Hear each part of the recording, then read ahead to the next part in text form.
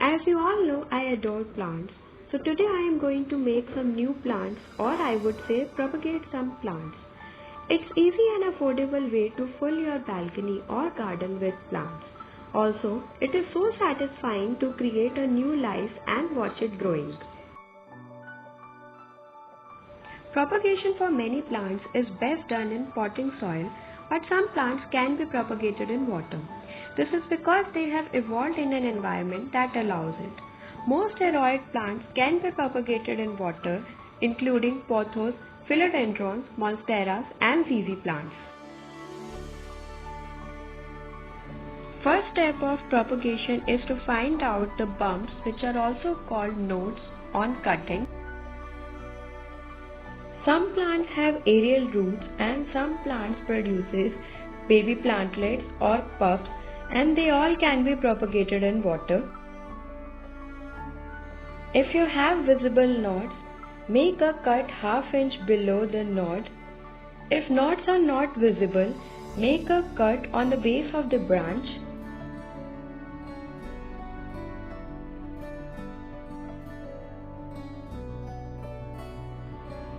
There are many factors that affect propagation. Water is one of them.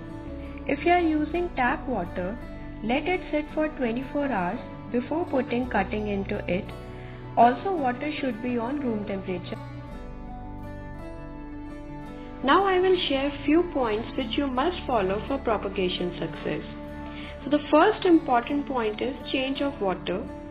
It's important to change water every week to refresh oxygen supply and to prevent cutting from rotting.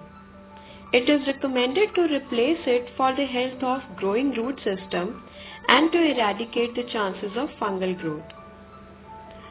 Water can be breeding space for mosquitoes, so by changing water every week we are reducing chances of such issues as well.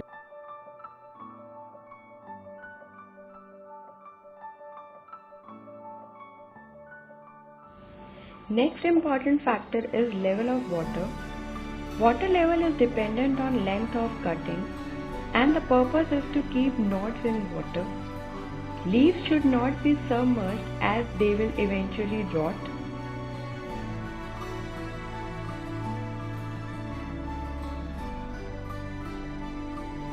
Always remove foliage or leaves on the base of the cutting to avoid any type of rotting.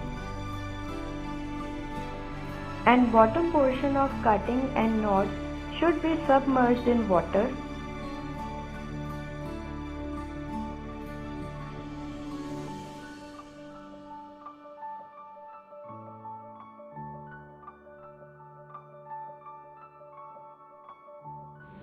Next factor is light.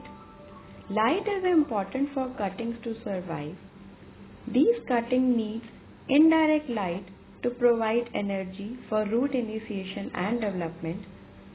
Propagation requires the proper balance between light, temperature, and humidity.